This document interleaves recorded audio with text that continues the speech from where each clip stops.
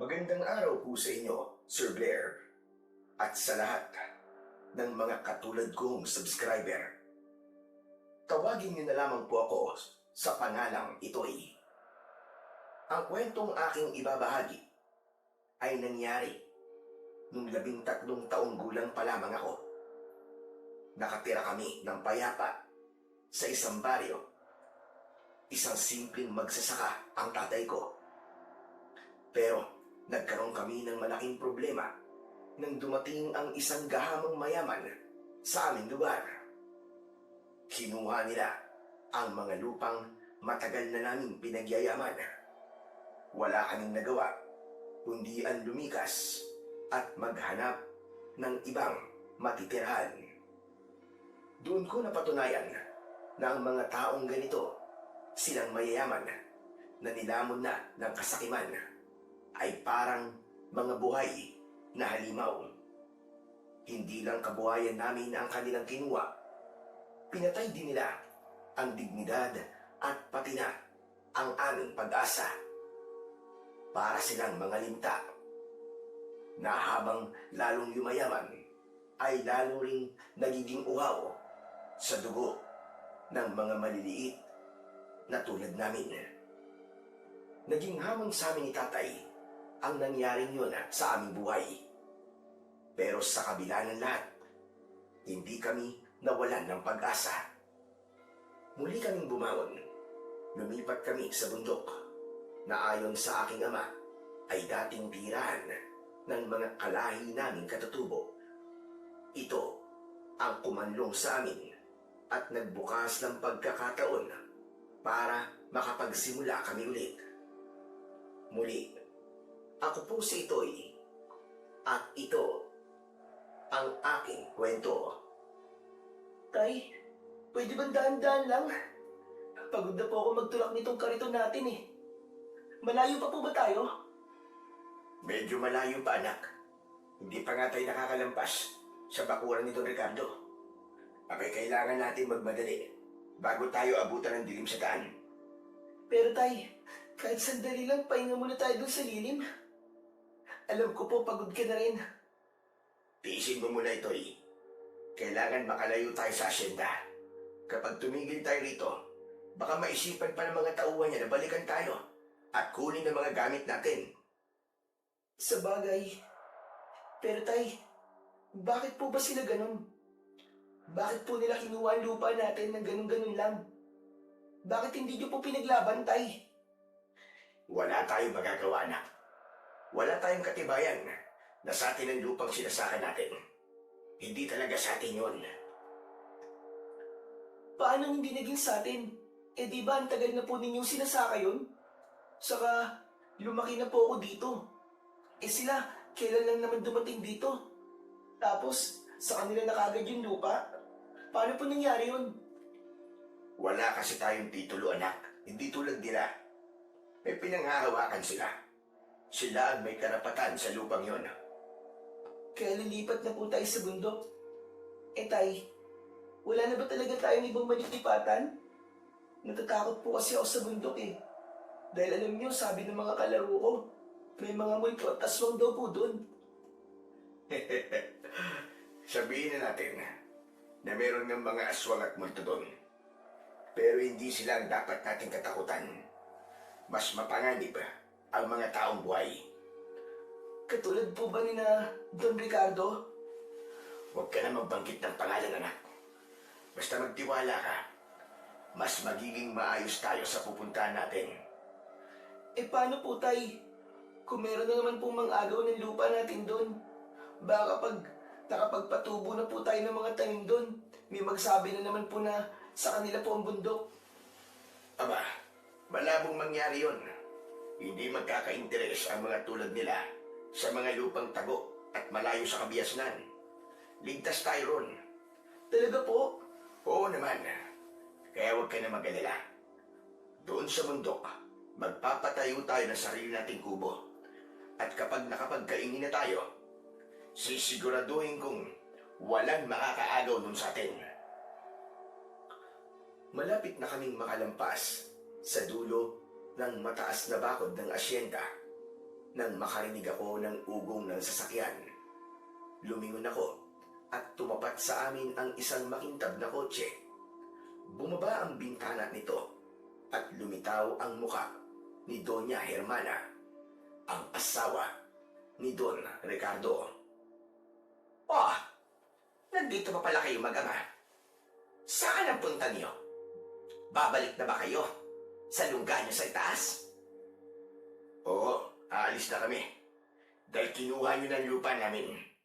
Aakit na lang kami sa bundok. Anong kinuha ang sinasabi mo? Hoy, para sabihin ko sa iyo, hindi yung kinuha. Binawi lang.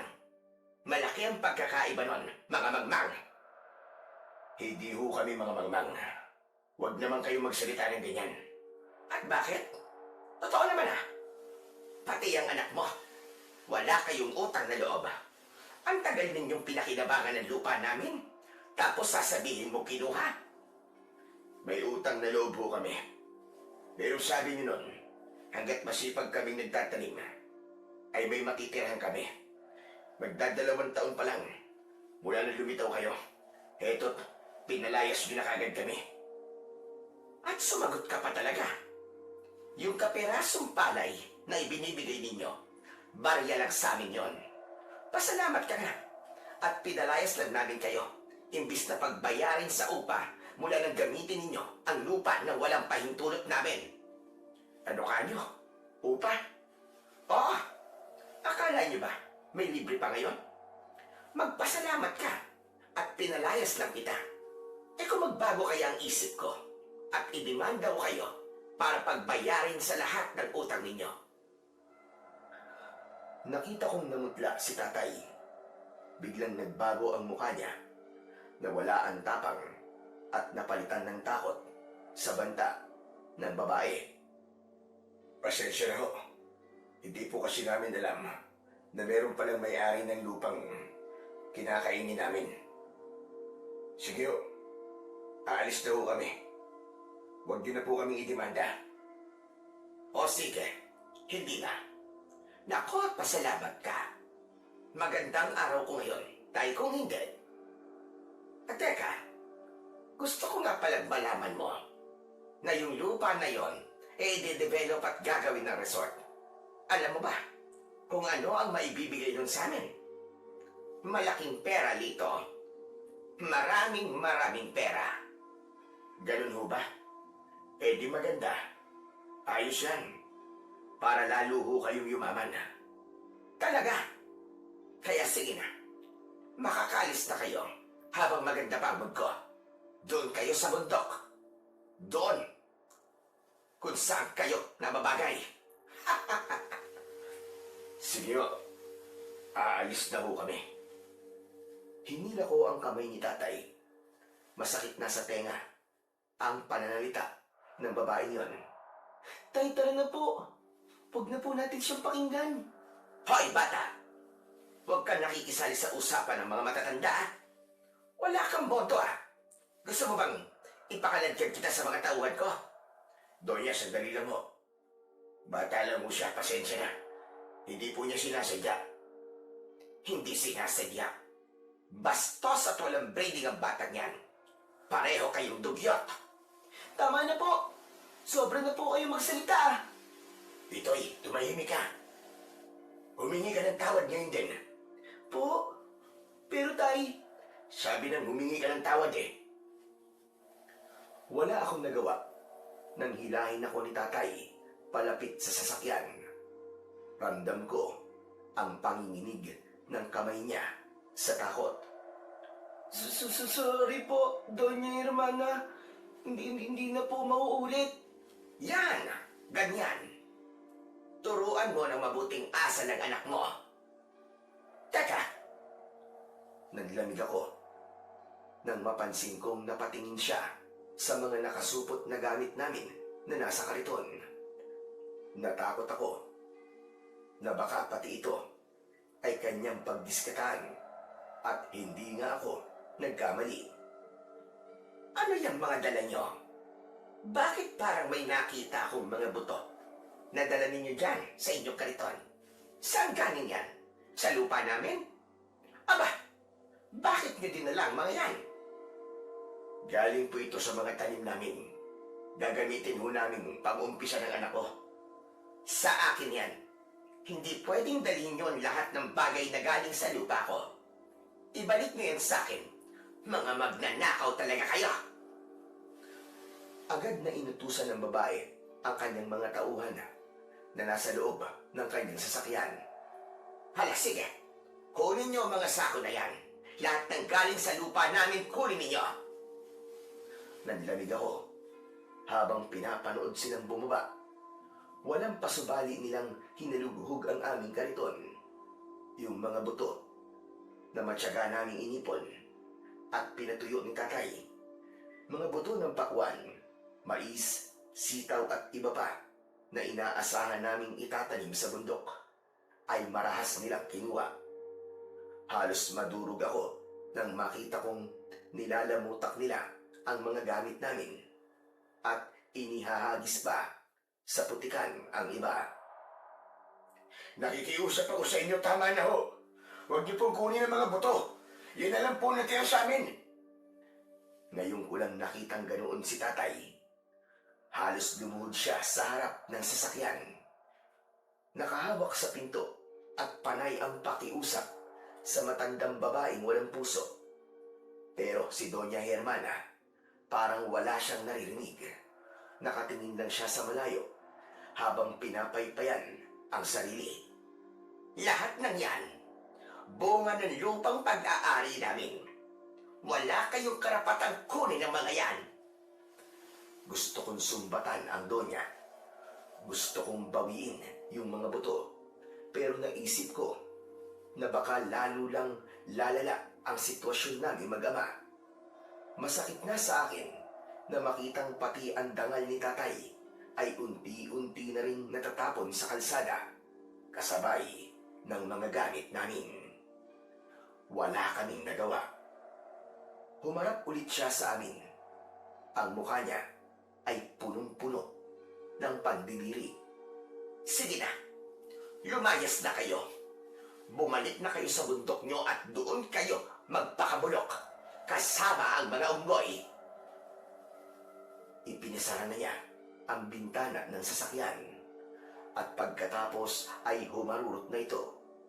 Nag-iwan ng makapal na usok na naging sanhi ng pag-ubo ko at ni tatay. Nanatili kaming nakatayo roon sa gitna ng kalsada. Gusto kong umiyak, pero nangibabaw ang galit ko sa matandang babae. Tinignan ko si tatay. Nakatingin lang siya sa kanyang mga paa. Nasuot ang tsinelas na manipis at may tali pa ng alambre. Dahan-dahang lumuhod si tatay. Nakita ko ang panginginig ng kanyang kamay habang sinisimulang pulutin ang mga butong nalaglag na pwede pang isalba. Tay, tama na po. Huwag na po, tay. Kailangan natin to, Itoy. Kahit ito lang ang itira natin, mabubuhay tayo. Hindi pwedeng wala tayong itatayin pagdating doon sa itaas. Lumuhod na rin ako sa tabi niya. Gamit ang mga daliri ko, unti-unti kong pinulot na rin ang bawat butil na nalaglag sa lupa. Pakiramdam ko noon, bawat butil na napupulot namin ay parang piraso ng aming dangal na pilit naming binubuo.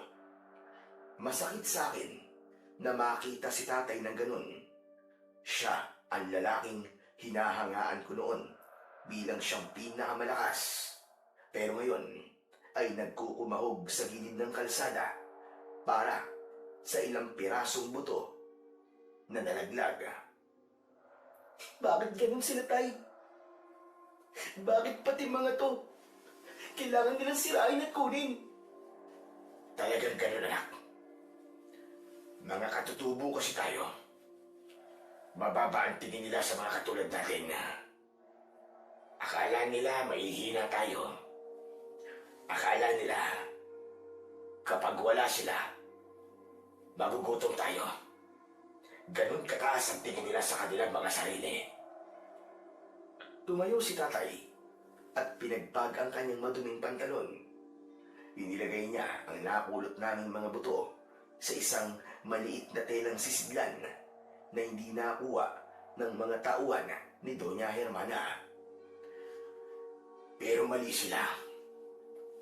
Hanggat may lupa tayo mabubungkal at pagtataniman, hindi tayo matatalo kailanman. Binungat ulit ni Tatay ang sako. Tapos ay tumingin siya sa bundok na tila naghihintay sa amin. Tara na, anak. Iwanan na natin ang lugar na ito. Muli, dahan-dahan kong itinulak ang mabigat naming kariton. Medyo nanginginig pa nga ang mga bisig at binti ko, pero hindi na ako huminto. Lumayo kami sa sementadong kalsada at pumasok sa isang makitig na daan na puno ng matataas na damo. Ilang saglit pa ay narating na namin ang paanan ng bundok. Masukal ang paligid. Agad na inilabas ni Tatay ang kanyang mahabang panabas at sinimulan niyang linisin ang mga matataas na damo. Madilim na nang natapos si Tatay. Nagsindi na siya ng sulo. Isinabit niya ito sa katawan ng isang puno. Tapos ay nag-ipon siya ng mga tuyong damo at sanga. At nang makahanap ng patag na bahagi, doon siya gumawa ng siga. Dito na tayo magpapalipas ng gabi, Itoy. Dito po tayo matutulog. Hindi po ba kayo natatakot, Tay? Paano po kung may bigla po lumabas dyan akong ano sa dilim? Ano naman lalabas yan? Kung ang tinutukoy mo ay mga ligaw na hayop, wala kang dapat ikatakot, anak. Kasi takot ang mga yun sa apoy. Hindi sila lalapit sa atin. Eh paano po kung multo? O kaya, mga aswang? Huwag kang matakot. Kasama mo naman ako eh. Hindi kita pababayaan. Saka alam mo, nung bata pa ako, ganitong-ganito ang buhay namin ng lolo mo. Ganito po? Wala po kayong bahay? Meron. May maliit na komunidad kami. Doon sa itaas ng bundok. May mga kasama kaming kapareho natin. Pero ang sinasabi ko, ganito kami noon ng lolo mo. Kasi sinasama niya ako para mangaso. Sa gubat na kami natutulog paminsan-minsan. Talaga po? Sumasama po kayong mga aso? Pero hindi ba kayo natatakot na baka kainin kayo ng mga hayop? O kaya maligaw po kayo sa gubat? Hindi kami natatakot. Kabisado kasi namin ang gubat nun. Saka, bakit ka matatakot sa biyaya ng gubat? Biyaya po ang mababangis na hayop, Tay. Hindi sumagot si Tatay. Pero alam kong seryoso siya. Lalo akong naging curious sa naging buhay nila noon bago sila bumaba sa kapatagan. Tay, sa tingin niyo po ba, mas magiging okay po ang buhay natin dito kaysa po dun sa baryo? Oo naman, anak. Sa baryo kasi, lagi tayong tinitig ng iba. Pero dito sa gubat, lahat tayo rito pantay-pantay sa harap ng kalikasan. Sayang nga lang, at hindi na natin kasama ang ating mga katribo. Ang saya ng buhay namin noon, napakasayang talaga. Kung masaya naman pala, Tay, bakit po kayo umiwalay sa kanila? Bakit niyo po naisipang makisalamuha po sa mga taga-ibaba? Huminga ng malalim si Tatay. Kumuha siya ng patpat at tahimik na inayos ang mga nagbabagang kahoy sa siga bago muling nagsalita. Hindi namin ginustong umalis, anak. Napilitan lang kami. Nung bata pa ako, maganda at sagana ang komunidad namin. Pero may mga dumating na mga illegal logger. Sinira nilang bundok. Pinutol nila ang mga naglalaki ang mga puno. Naging kalbo at mainit ang lugar namin simula nun. Tapos minsan, napadpad sila sa mismong komunidad. Pinalayas kami sa lugar namin. Hindi niyo po sila pinigilan? O ng mga matatanda po sa inyo? Wala kaming laban, anak. May mga dala silang baril na mahaba. Marami sa amin ang natakot. Ang iba, mas piniling pumasok sa pinakamatarik na bahagi ng bundok. At kami naman ng lolo mo at ng ibang pamilya, naisip namin na baka mas ligtas sa ibaba. Ang buong akala namin, kung bababa kami sa baryo at magtatrabaho ng mahusay doon, ay magkakaroon kami ng tahimik na buhay at hindi na kailangan magtago. Naging tahimik po ba? Hindi nga eh. Ilang beses din kaming nagpalipat-lipat ng lugar hanggang sa napadpad kami sa baryo natin. Yung lupa na yon, puno pa noon ng mga matataas na damo at mga kawayan. Pinagtiyagaan namin ng lolo mo na linisin yun para magamit. Hindi naman namin alam na meron palang may-ari ng lupa na yon. Sa tingin niyo po, Tay, si Don Ricardo po ba talaga ang may-ari? Paano naging kanya po ang lupang pinaghirapan niyo? Hindi ko rin alam, anak. Wala tayong alam sa batas at wala tayong malipatan. Kaya, wala tayong magagawa kundi ang ibigay ang lupa sa kanila. Dapat pala, sumama na lang kayo sa mga katribo natin sa matarik na bundok. Baka mas maayos pa ang buhay natin ngayon. Siguro nga, anak. Pero kung di ako napadpad sa baryo, hindi ko naman makikilala ang nanay mo. Alam mo ba ang ibig sabihin nun? Opo, baka hindi niyo po ako naging anak. Tama ka. Kaya lang, madaya ang nanay mo eh. Iniwan tayo na maaga. Kaya nga po. Pero ayos na rin po yun, Tay. Alam niyo naman kung gaano siya pinahirapan ng sakit niya noon. At least ngayon, payapa na po siya. Wala na pong sakit. At higit sa lahat, hindi na po niya mararanasan ang panggigipit sa atin ng mga mayayaman. Hindi na niya po makikitang tinataboy tayo sa sarili nating lupa. Tumahimik si tatay. Huminga siya ng malalim at sinimulang ayusin ang aming kariton. Inilatag niya ang isang lumang banig sa loob nito.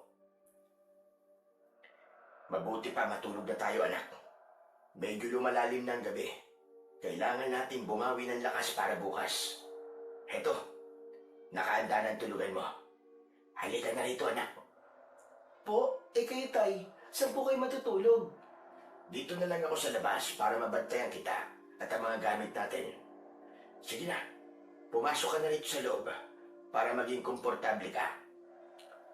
Kumuha si tatay ng ilang pirasong karton at inilatag sa mismong lupa sa tabi ng gulong ng kariton. Humiga siya ng dahan-dahan at ginawang unan ang sariling braso. Humiga na rin ako sa loob ng kariton at ilang sandali pa, nakatulog na din ako. Paggising namin, hindi na kami nag-aksaya ng oras. Nagsimula na kaming maghanap ng mga materyales sa gagawin naming kubo. Pero hindi naging madali yun. Kailangan ng sipag at tiyaga sa pagtatrabaho. Hindi rin naging madali ang buhay namin sa mga araw na yon.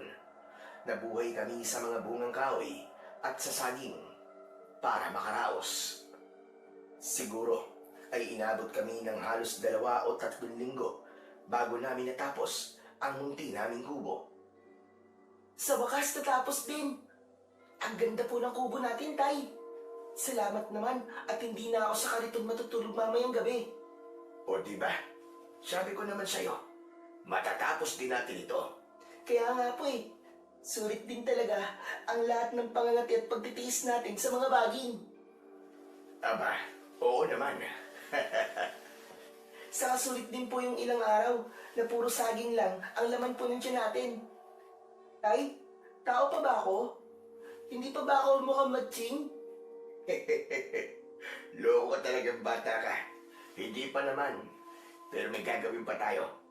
Sisimulan na natin ang pagkakainin. Kainin po? Ano po yun? Paraan yun ng paglilinis ng lupa na. Puputulin natin ang mga damo at matataas na talahib dyan sa paligid. Tapos ay tutuyuin at susunugin natin. Susunugin po? Hindi po ba delikado yun? Mag-iingat naman tayo, anak. Babantayan natin yon. At kapag naihanda ng lupa, pwede na nating tamnan ng mga gulay. Tulad ng sitaw, mais at iba pa. Kapag namunga ng mga yon, hindi na puro saging lang ang kakainin mo.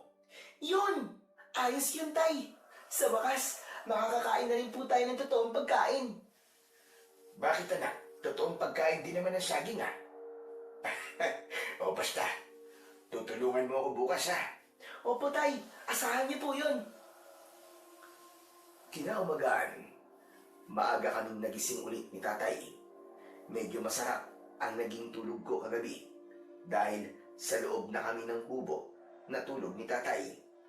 Hindi na masakit ang likod at mga paa ko dahil malaya ko na itong naiunat. At alam ko, ganun din ang pakiramdam ni tatay. Masigla siyang kumilos at palaging nakangiti. Masaya naming kinain ang huling piling ng saging na natira namin. At pagkatapos na kumain, agad na kaming naganda. Inilabas ni tatay ang kanyang panabas at binigyan naman ako ng isang mas maliit na gulok. O ito'y, daan-daan sa paggamit niya na. Ang tatabasin lang natin ay yung mga matataas na talahib at maliliit na palumpong. Opo, Tay. Agad kaming naglakad ni tatay patungo sa bahagi ng bundok na napili niyang linisin.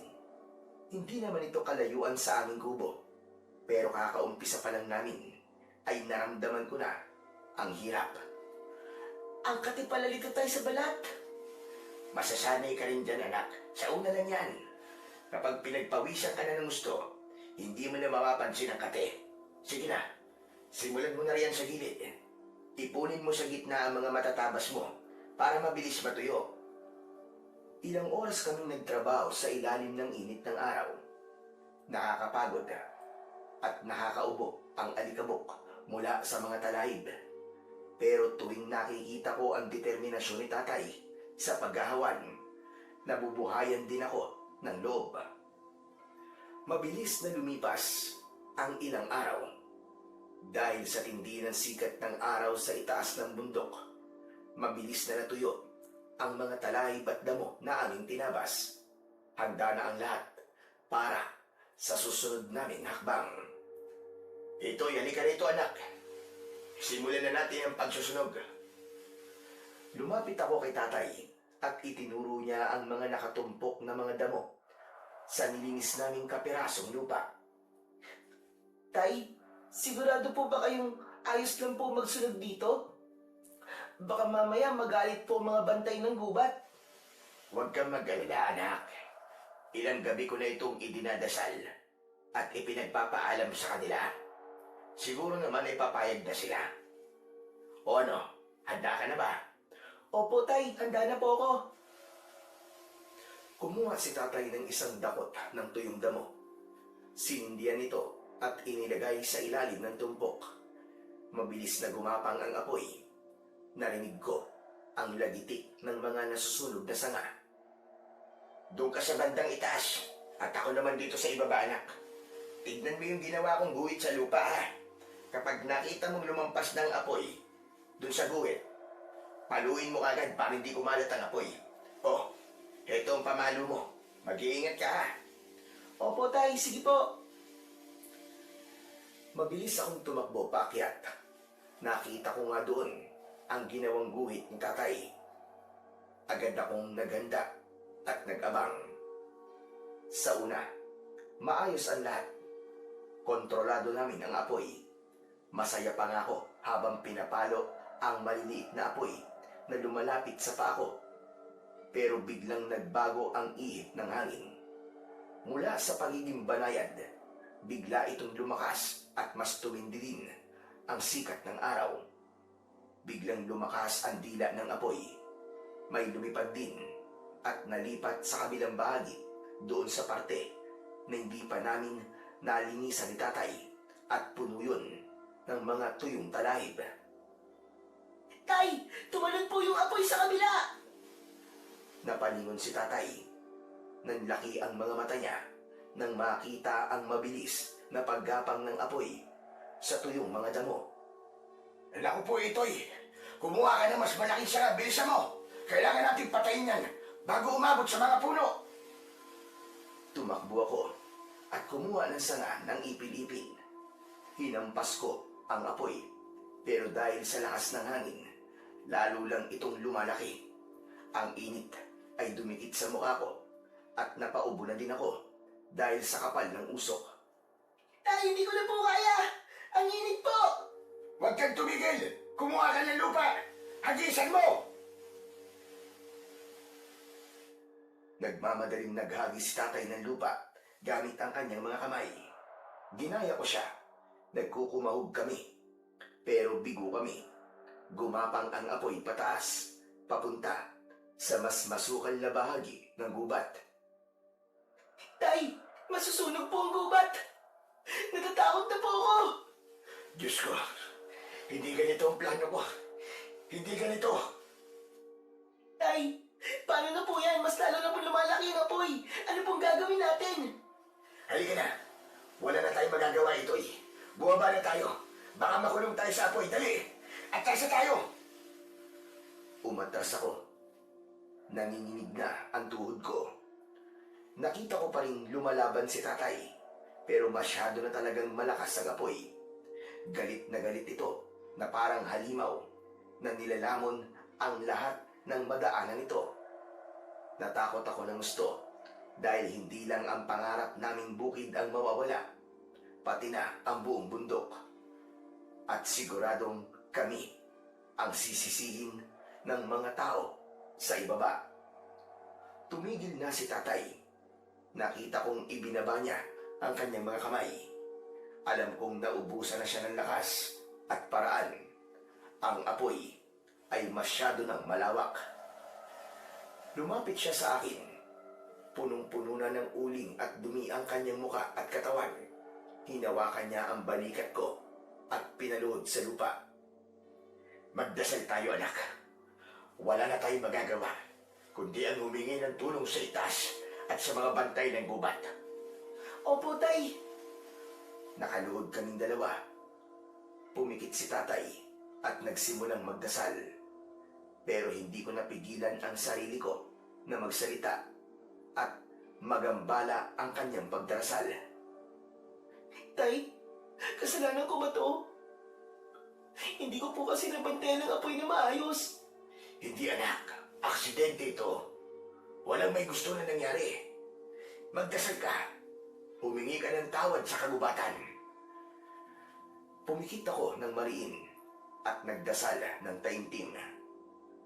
Ramdam ko sa harap ko yung init na nanggagaling sa sunog. Panginoon, at maging sa mga espiritu dito sa bundok, sa mga santo, lahat na po kayo tatawagin ko, parang awa niyo na po. Huwag niyo pong hayaang masunog po ang bundok. Wala na po kaming ibang mapupuntahan. Gusto lang po naming mabuhay. Patawarin niyo po kami. Parang awa nyo na. Huwag ninyong bawiin ang kaisa-isang bagay na meron kami. Maawa ho kayo sa anak ko.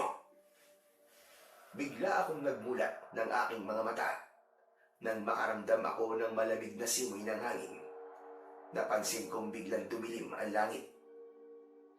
Tay, tingnan niyo po ang langit oh. Mukhang uulan po. Kasabay ng pagdilat ni tatay ay ang pagdagundong ng malakas na kulog at kasunod nito, bumuhos ang napakalakas na ulan. Malalaki ang mga patak na tumatama sa amin ni tatay. Diyos ko! Salamat!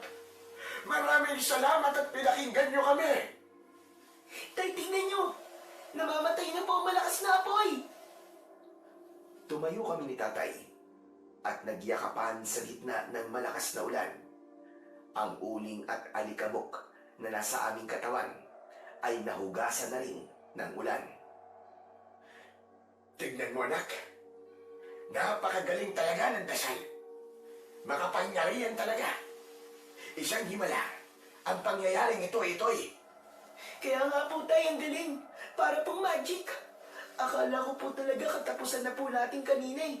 Mabuti na lang po talaga at umulan po ng ganito kalakas. Parang magic talaga, anak. Tama ka. Pero ganyang kabisa ang panalangin kapag wala ka ng ibang matatakbuhan. Kaya tandaan mo ito'y anak. Palagi ka lamang tatawag sa kanya at sa mga bantay natin dito. Lalo na sa mga panahong pakiramdam mo ay wala ka nang magagawa. Huwag na huwag mong kalilimutan kumapit sa kanila. Manampalataya ka lang, anak. Opo, Tay. Hindi ko po makakalimutan to. Akala ko po kanina, galit na po sa atin ang mga bantay ng bundok, kaya lumaki po yung apoy. Pero po nung biglang umulan, naisip ko na binabantayan po talaga tayo. Tama ka. Sinubukan lang tayo. Pero hindi tayo pinabayaan. Tignan mo ang paligid dito eh. Nawala na talaga yung mga apoy. Pati mga baga, ang natira na lang ay tumbasan lupa na punong-puno ng abo. Alam mo ba, na napakataba niya para sa mga butong itatanim natin. Talaga po? Ibig bang sabihin yan ay tutubo po ng mabilis sa mga itatanim nating mais at sitaw dito po? Oo, anak. Tignan mo, parang tinulungan pa nga tayo ng langit para ihanda ang lupa para sa mga buto. Excited na po ako magtanim, Tay. Naku, wag muna ngayon. Mabuti pa eh, bumalik na tayo sa kubo at magbihis. Kailangan na din muna natin magpahinga. Halika na, anak. Inakbayan ako ni tatay at sabay kaming lumusong sa maputik na daan pabalik sa aming kubo. Pagdating sa kubo, agad kaming nagpalit ng tuyong damit. Nang matapos, ay sumandal ako sa dingding at pinanood ang ulan mula sa maliit naming bintana. Napakasarap sa pakiramdam ng katahimikan pagkatapos ng lahat ng gulo kanina. Ilang sandali pa ay di ko namalayan na nakatulog ako. Marahil ay dahil sa pagod at lamig ng paligid. Kinabukasan, medyo madilim pa nang magising ako. Nakita ko si tatay na nagbibihis at nakapaibabaw sa upuang kawayan ang kanyang malaking bayong. Tay, saan po kayo pupunta? Bababa muna ako sa baryo, anak, para mamili ng mga gamit natin at konting mga buto. Bibili po kayo ng pagkain? Oo, bibili na rin ako ng pagkain kasi panay na ang reklamo mo eh. Saka kailangan nating magpalakas para mas marami tayong matrabaho dito sa bukid. O siya, anak, paano? Aalis na muna si tatay ha. Ikaw na ang bahala rito. Hindi po ba ako pwedeng sumama, Tay? Hindi na muna, anak. Nagmamadali kasi ako. Dito ka na lang muna. Magpahinga ka lang. Sige po, mag-iingat po kayo. Umalis na si tatay. Naiwan akong mag-isa sa kubo. Habang wala siya, naglinis ako ng kubo. Inayos ko ang aming mga gamit at kumuha na rin ako ng ilang tuyong kahoy sa silong para sa panggatong namin mamaya. Inayos ko yun sa ginawa naming lutuan ni tatay. Bandang tanghali, nang matanaw ko si tatay na pabalik na. Medyo hirap siya sa pagbibitbit ng bayong, kaya alam kong marami ang laman nun. Nasabik ako bigla. Agad ko siyang sinalubong para tulungan sa mga dala niya. Salamat naman po, Tay, at nakauwi na po kayo. Kanina pa po ako nag-aabang sa inyo eh. Tay, ano po yung dala nyo? May tinapay po ba kayong binili? Gutom na po ako eh. Oh, bakit hindi ka pa kumain? Hindi pa po eh. Ubus na po kasi yung saging. Wala na po akong makitang ibang makakain eh. Oo nga pala, no? Pasensya ka na't nakalimutan ko. Nalipasan ka tuloy ng gutom. Kaya nga po eh, pero ayos lang po yun. Kaya ko naman pong tiisin. Naku, huwag kang magtitiis-tiis dyan. Dahil may sorpresa ako sa'yo. Eto, dumaan ako sa karinderya kanina. Bumili ako ng mainit na kanin at paborito mong ulam. Wow! Adobong baboy! Ang bango naman yan, Tay. Maraming salamat po ah. Tamang-tama, mapaparami po ang kain ko nito. Sulit ang paghihintay. O sige na, sige na. iayos muna natin itong mga pinamili ko para makakain na tayo ng sabay. Inilapag namin ang mga gamit sa loob ng kubo. Sa wakas, pagkatapos ng ilang araw na puro saging at bungang kahoy ang laman ng sikmura namin, makakakain na rin kami ng maayos. Mas lalo pa ako natuwa nang makita kong may mga biniling bigas at dilata si tatay. Pero habang inaayos ko ang mga yon, ay napansin kong hindi na siya kumibo. Lumapit siya sa may bintana at doon naupo. Nakatulala lang siya sa labas ng bintana at parang nanginginig ang mga kamay niya habang nagsisindi ng tabako. Tay, okay lang po ba kayo? Lumingon sa akin si tatay. Yung ngiti niya kanina biglang nawala at napalitan ng matinding pag-aalala. May nangyari po ba sa inyo, tay, habang nasa baryo po kayo? Wala na. Pero may masamang nangyari sa ibaba. Habang papunta ako sa palengke, napadaan ako dun sa may tulay sa may ilog. Maraming taong nagkakagulo. Bakit po tayo, may aksidente po ba? May nalunod? Sana nga'y aksidente na lang, anak. Pero hindi. May mga patay na tao na natagpuan doon sa Pampang. Parang itinapon doon kagabi. Talaga po? Sino pong may gawa nun? Kilala niyo po ba yung mga patay? Hindi, anak. Hindi ko sila kilala. Pero nakakaawa sila. Hindi ko makalimutan yung itsura nila. Hindi lang sila basta pinatay. Masahol pa sa hayop ang ginawa sa kanila. Anong ibig niyo pong sabihin, tay? Bakit niyo po nasabing masahol pa po sa hayop? Wakwak ang tiyan nila. Mula sa dibdib hanggang sa puson. Pero mas nakakatakot. Wala na silang lamang loob. Bakante ang loob ng katawan nila na para bang sadyang kinuha o kinain ng kung ano nila lang. At ang nakapagtataka pa, malinis ang pagkakahati. Tapos wala man lang ni isang patak ng dugo sa paligid o sa katawan ng mga biktima. Sabi nga ng mga tao doon, imposible daw na tao ang may gawa nun. Nabitiwan ko ang hawak kong dilata. Gumulong ito sa saig at hindi ko nagawang pulutin dahil sa matinding pagkabigla. Tay, aswang po ba? Yun ang sabi nila. Pero sa tanda ko na to, hindi pa ako nakakakita ng totoong aswang sa buhay ko. Pero ngayon lang din ako nakakita ng ganong klase ng pagpatay. Hindi ko tuloy maisip kung totoo ba o hindi ang mga aswang. Sabi po ng mga kalaro ko, meron daw po talaga mga aswang, tay.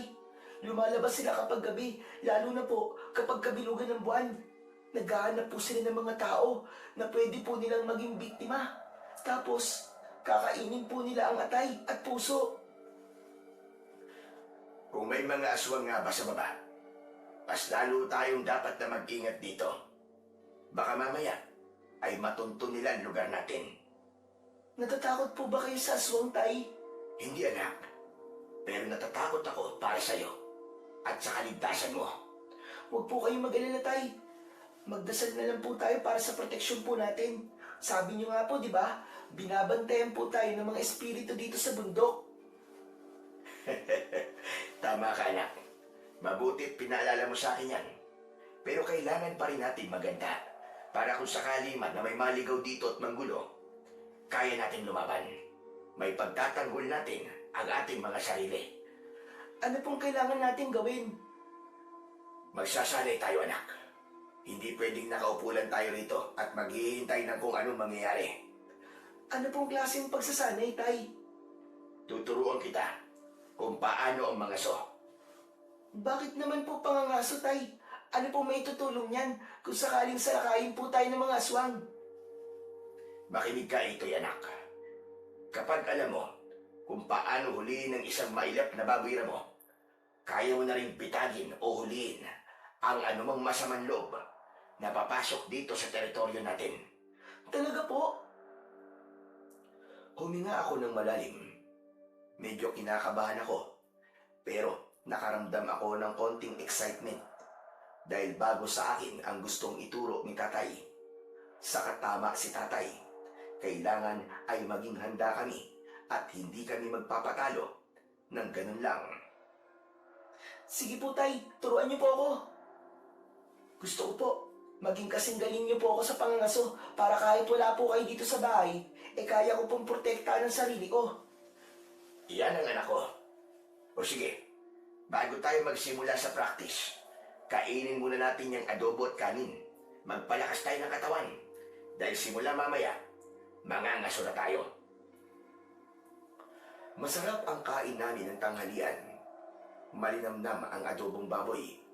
Doon sumagi sa isip ko na mabuti din na matuto aso.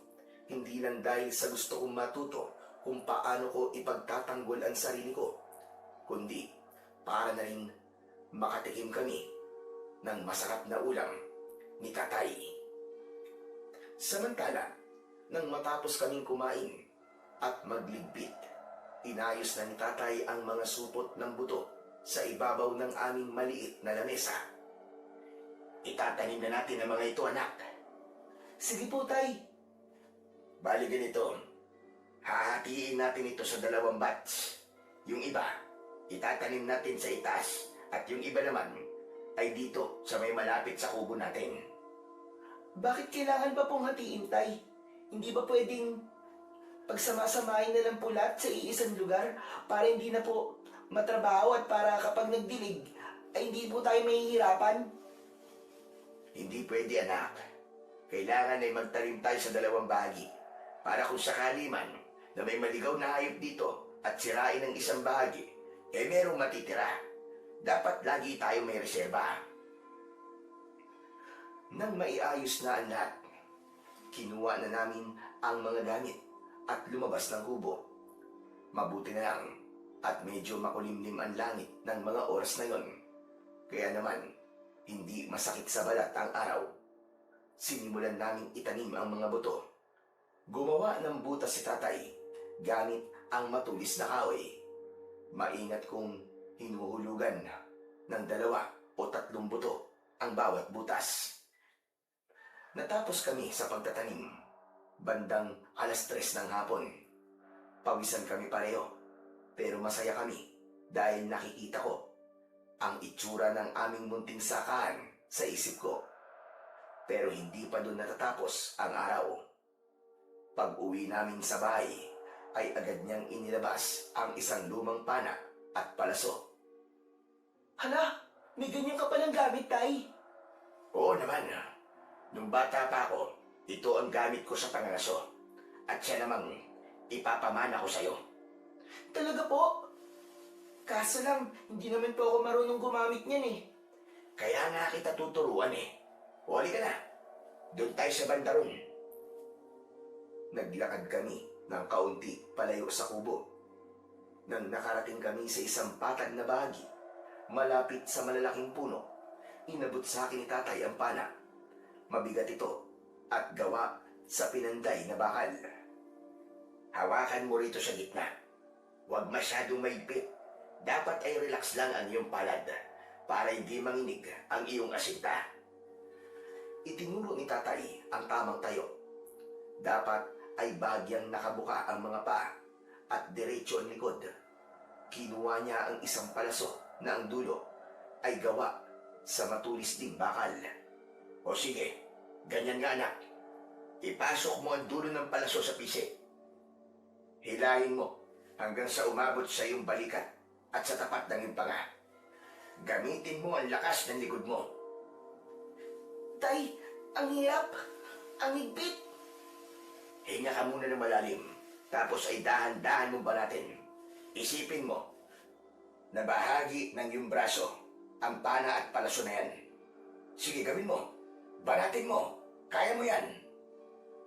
Muli kong sinubukan. Nag-concentrate ako at nagawa ko nga matapos lamang ang ilang segundo. O sige, ngayon naman, bitiwan mo na. Binitiwan ko ang nabanat na pisik. Sa sobrang lakas ng pitik, muntik pa akong mawalan ng balanse. Ang palaso ay lumipad ng mabilis, pero tumama lang ito sa lupa. malayo sa puno na siyang dapat kong target. Ayos lang yan. Sa umpisa talaga ay mahirap. Magtiyaga ka lang anak. Matututunan mo rin yan ng mahusay kagaya ko. Heto, tignan mo. Kinuha sa akin ni tatay ang pana at balaso. Sa isang iglap, nagbago ang tindig niya. Ang maamo niyang mukha kanina ay naging seryoso at matalas ang tingin. Hindi siya huminga habang hinihila ang pisik. Sa isang kisap mata, binitiwan niya ito. Bumaon ng palaso sa gitna mismo ng puno. O ano, nakita mo ba yun? Ang galing, Tay! Ang astig niyo po talaga! Idol na idol talaga kita, Tay! Ang galing-galing mo! Siyempre, at yan ang ganyan dapat mong matutunan. Ano, gusto mo ba ulit subukan? Tumango ako kay tatay, tapos ay muli akong sumubok.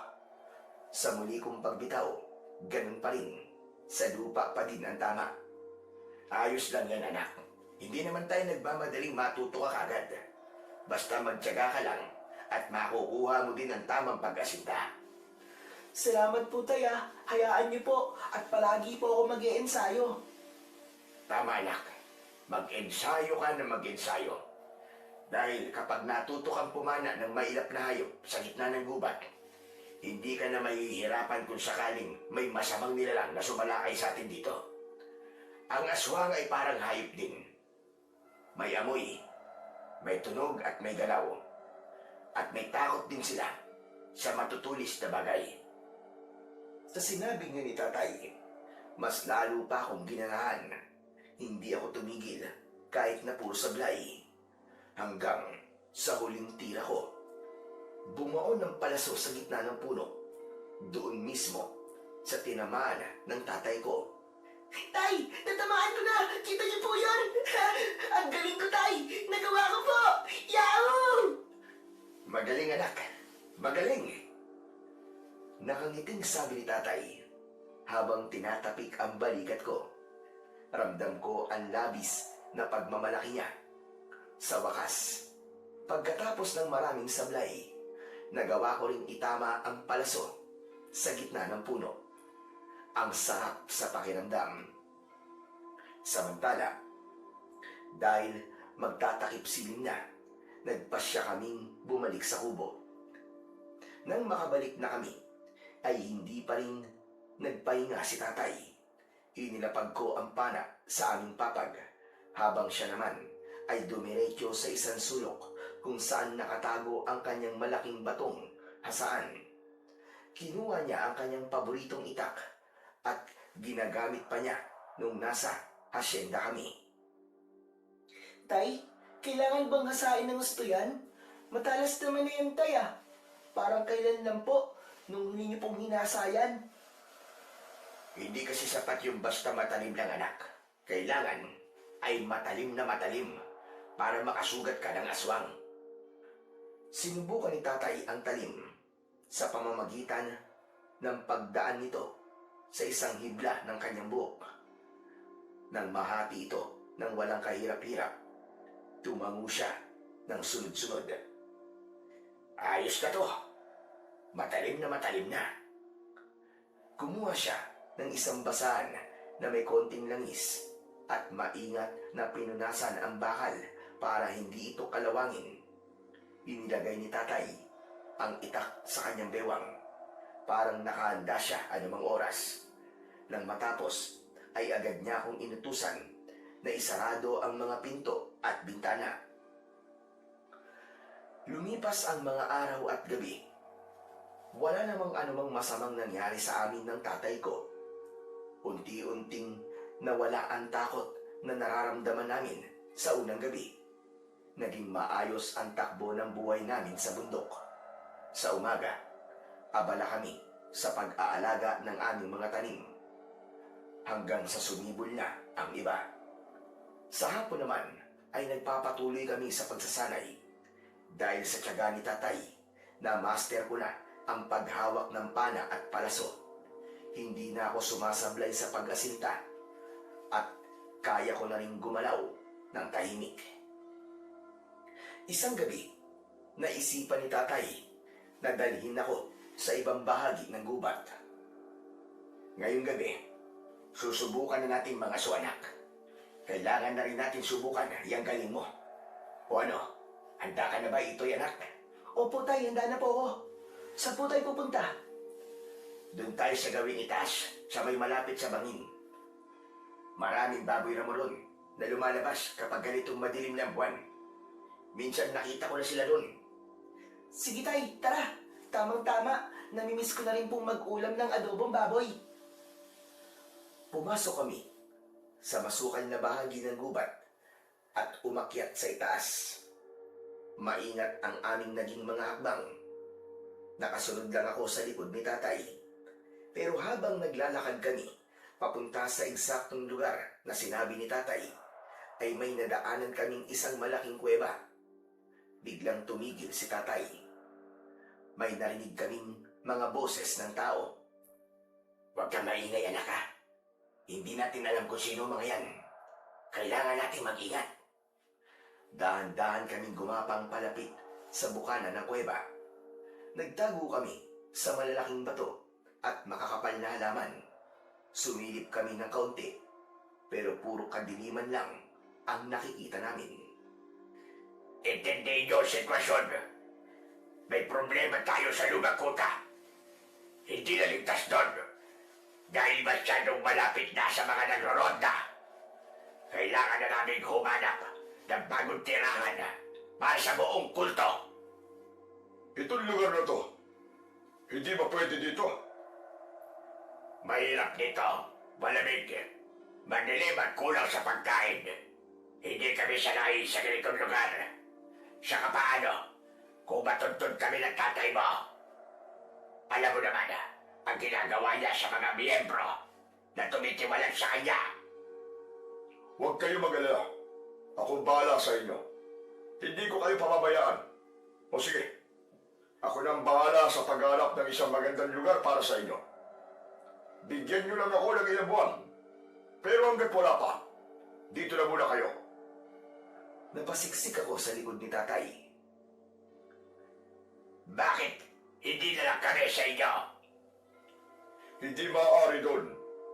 Hindi kayo pwede sa bahay dahil baka makita kayo doon ni Ama. Malalagot tayo pare-parehas kapag nalaman niya na kinukupup ko mga tumiwalag sa kanyang kulto. Alam ba niya yung ano mo? Alam ba niya kung nasa ka ngayon? Di ba? Hindi naman. Hindi niyo kilala ang ama ko. Matalino siya at hindi natin maiisahan. Sigurado ko na dahil doon sa ginawa ninyong pagpatay, ay nabalitaan na nila yon at nagmamanman na sila. Kaya naman magtiis na muna kayo rito. Hahanap ako ng isang magandang pagkukutaan ninyo, kung saan hindi kayo makikita ng kahit kasino, lalo na ng mga tauhan ni Ama. Paano ang pagkain namin? Delikado na bumaba kami sa baryo. Magpapadala ako ng pagkain ninyo. Mag-uutos ako sa mga tauhan ko na bigyan kayo ng pagkain. Iiwan namin yon sa may malaking puno ng balete sa ibaba. Huwag kayong lalabas ng kuweba kapag maliwanag ang araw. Maliwanag ba? Oo, kaya lang Huwag nang matigas ang ulo. 3 pa lang tayo. Hindi pa natin kaya ang grupo ni Ama. Kailangan muna natin magpalakas ng pwersa. Hindi pwedeng padalos-dalos tayo. Dahil kapag tayo'y nagkamali at matuntun kayo dito, patay tayong lahat. Sige, dito na po muna kami. O siya, sige na. Aalis na ako at marami pa akong gagawin sa baryo. Kayong dalawa, kapag nagugutom kayo, maraming baboy ramon sa may malapit sa bangin. Pagtyagaan nyo na lamang muna yon. Kung nauuwaw at nagugutom kayo, sa sariwang dugo at laman. Sa pagkakataon yun, ay hinawakan ako ni tatay sa isa kong kamay. Sininyasan niya akong umatras. Daan-daan lumayo kami sa kuweba ng tahimik. Hindi na kami nagpatuloy sa pangangaso, lalo't alam namin na may panganib. Alam namin na hindi mga tao ang nasa loob ng kuweba. Binilisan namin ang paglalakad at ilang sandali pa, narating na namin ang aming kubo. Tay, Sa palagay niyo po ba, sila po yung pumatay sa mga taong natagpuan sa ilog? Posible, anak. Sila nga siguro yun. Anong gagawin natin, Tay? Baka makita po nila tong lugar natin. Kailangan natin maging mas maingat. Gagawa tayo ng mga bitag para hindi sila makalapit sa atin. Tay, baka naman mas maganda kung bumaba na po tayo para magsumbong. Hindi, anak. Narinig mo naman kanina, di ba? May kausap silang taga-baryo. Kaya hindi tayo basta-basta magsusumbong kahit kanino. Dahil hindi natin alam kung sino ang kakampi at kalaban. Tay, natatakot ako. Oh, bakit ka naman natatakot? Di ba ikaw naman na nagsabi sa akin na binabantayan tayo ng mga espiritu dito sa gubat? Tapos, di ba nga, kaya nag-i-ensayo tayo para sa mga ganitong pagkakataon. Eh, hindi ka mag-alala kasi kaya mo na lumaban. Kaya huwag kang matakot, anak. Hanggat hawak natin ang ating mga sandata at pananampalataya, alam natin ang pasikot-sikot dito sa lugar natin. Eh, lamang tayo. Tay, sino kaya yung ama na sinasabi ng lalaki? Narinig natin kanina, di ba, na malalagot daw sila kapag nalaman ng ama niya na kinukupup niya yung mga tumiwalag sa kulto?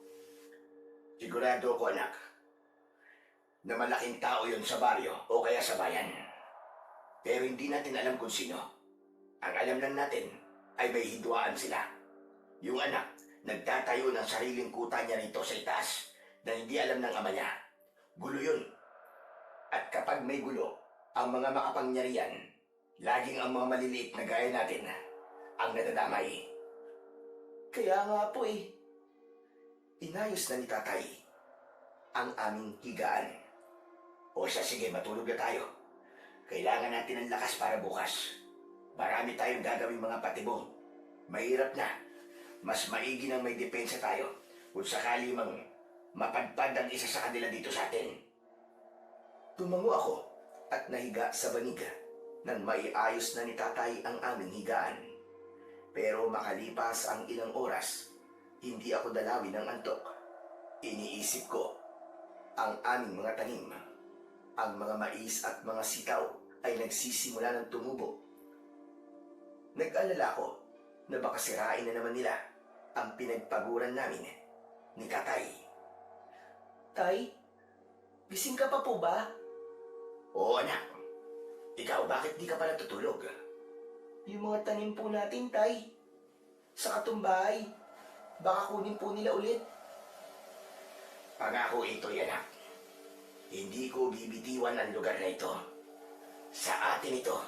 At hindi natin ibibigay kahit kanino. Kahit anong mangyari. Kahit sino pa sila. Opo, magdarasal na lang po ako para po sa ating dalawa. Tama yan. O sige na, anak. Ipikit mo na ang mga mata mo. Ipagkatiwala natin sa may kapal at sa mga espiritu ng bundok ang gabi nito. Huwag kang matakot. Napanatag ako sa sinabing yun ni tatay. Muli kong ipinikit ang aking mga mata at nakatulog na ako. Kinabukasan, tinanghali na ako ng gising. Agad kong kinapa ang nasa tabi ko. Pero wala si tatay. Bigla akong kinabahan at napabalikwas ng bangon. Sa isip ko, baka may nangyaring masama o baka bumalik siya sa kuweba ng mag-isa. Dali-dali akong lumabas ng kubo habang bitbit ko ang aking pana. Tay? Tay, nasan kayo? Anak, nandito ako. Huwag kang sumigaw. At baka marinig tayo ng mga nasa gubat. Nakita ko siyang paparating. Pawis na pawis at may pasan-pasan na kumpol ng mahahaba at matitigas na damo. Mukha itong maliliit na kawayan pero mas payat at tuwid na tuwid. Saan po kayo galing, Tay? Akala ko po kung ano na po nangyari sa inyo eh. Tsaka Tay, ano po ba yung mga dala nyo? Ibinaba niya ang pasan niya sa tapat ng hagdan namin. Ito ang tinatawag na runo, anak. Nakakita ako ng malaking kumpol. Sa gawing itaas habang nagmamasid-masid ako kanina madaling araw. Runo? Aani naman po natin yan, Tay. Gagamitin natin to sa mga gagawin nating bitag sa paligid ng ating kubo. Kumuha si tatay ng isang tangkay at ipinakita sa akin kung gaano ito katuwid. Gagawa din tayo ng mga pananda gamit ito. Itutusok natin ito sa mga madidilim na bahagi ng ating lupa. Kapag nakita nating nabali o natumba mga ito, ibig sabihin ay may pumasok sa teritoryo natin nang wala tayo. Ang galing po ah! Marami palang magagawa ang damo na yan para sa atin. Aba, hindi lang yun anak. Dahil iisa na lang ang palaso na natira sa luma kong sandata. Kaya ito ang gagawin natin palaso. Talaga po? Pwede po yan? Oo naman. Tatakyasin lang natin ang dulo nito. Tapos ay patitigasin sa apoy at lalagyan ng kaunting bigat sa may unahan. Magiging magandang uri na ito ng palaso. Malayo din ang malilipad nito kumpara sa palaso na gawa sa bakal o kaya ng kawayan. Kumuha si tatay ng kanyang itak at naupo kami sa silong ng kubo. Sinimulan naming linisin ang mga runo. Inalis namin ang mga dahon nito hanggang sa lumitaw ang maputi at makinis na katawan ng damo. Pinutol-putol ni tatay ang mga ito sa sukat na sakto sa aking pana. Matapos putulin, dahan-dahan niyang tinaliman ang dulo ng bawat patpat. Tapos ay gumawa siya ng apoy at itinabi isa-isa ang mga ito. O ikaw naman, itabi mo lang yan sa baga. Huwag mong ididikit sa apoy ha. Hayaan mo lang na umausukan at mainitan ng baga. Sinunod ko ang utos ni tatay. Habang dinadarang ko sa init ang dulo ng runo, napapansin kong nagbabago ang kulay nito at nagiging kayumanggi.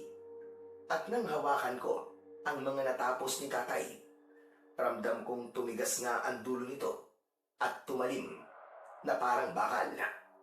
Nang matapos ang unang 5 piraso, sinubukan namin paliparin ang isa. Halos hindi ko namalayan ang bilis ng lipad nito hanggang sa bumaw nito nang malalim sa isang puno sa malayo. Napangiti ako. Mas magaan nga ito sa kamay, pero mas mabilis kaysa sa lumang palaso ni tatay. Samantala, matapos maayos ang palaso, lumapit naman kami sa paggawa ng mga bitag. Kinuha ni tatay ang mga natitirang runo. Dapat tandaan mo ang mga bitag na ito ha. Hindi pwede na ako o ikaw ang mabiktima nito. Para lang ito sa mga taong gustong pumasok dito nang walang pahintulot. Opo tay, tatandaan ko po ang mga ito. Tinulungan ko si tatay na maglagay ng mga bitag na ito sa paligid ng aming bahay.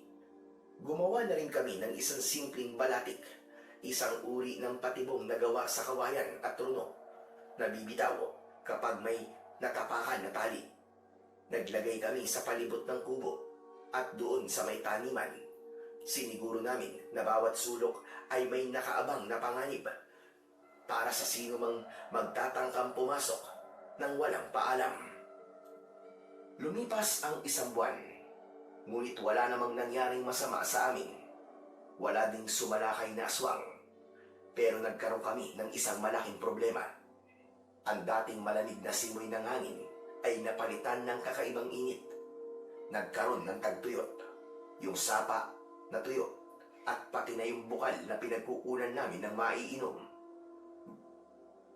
Hindi maganda to ito'y. Wala na tayong makukuhaan ng tubig. Kaya nga po eh, malaking problema po ito tay. Mamamatay po ang mga pananim natin kapag hindi po tayo nakaharap ng tubig. Bakit po kaya nangyayari to? Sa palagay ko ito'y may kinalaman ito sa mga naninirahan sa kuweba. Ang kasamaan kasi at yung mga ritual na ginagawa nila, nilalaso nito ang balanse ng gubat. Kaya ngayon, parang naisumpa ng lupang ito. Saka baka nagagalit na mga espiritong bantay. Eh tay, ano pong gagawin natin? Aalis na po ba tayo dito?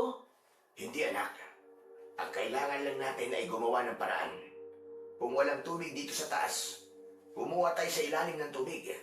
Maghuhukay tayo at gagawa ng balon.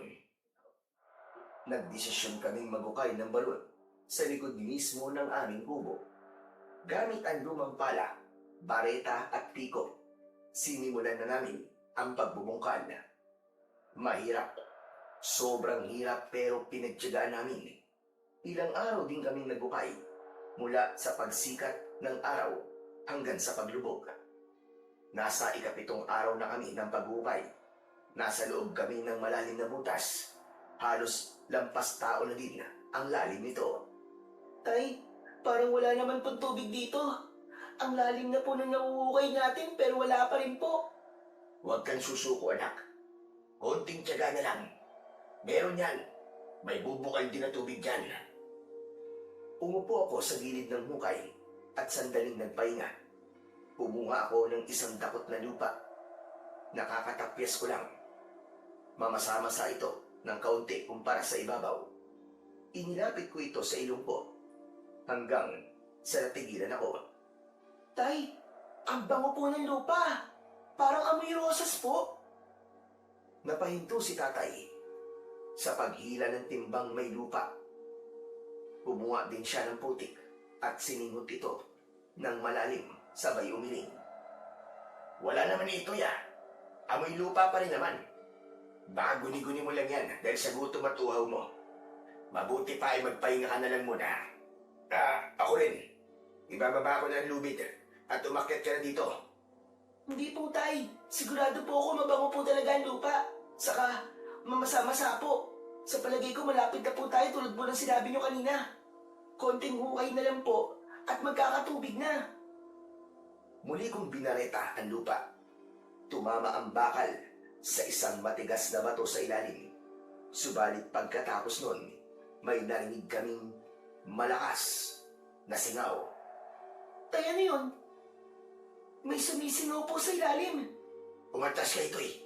Baka kung anong hangin yan. Agad akong sumandal sa gilid at napahawak sa lubid na ibinaba ni tatay. Pero kasunod ng singaw na yon ay biglang may bumulwak na tubig.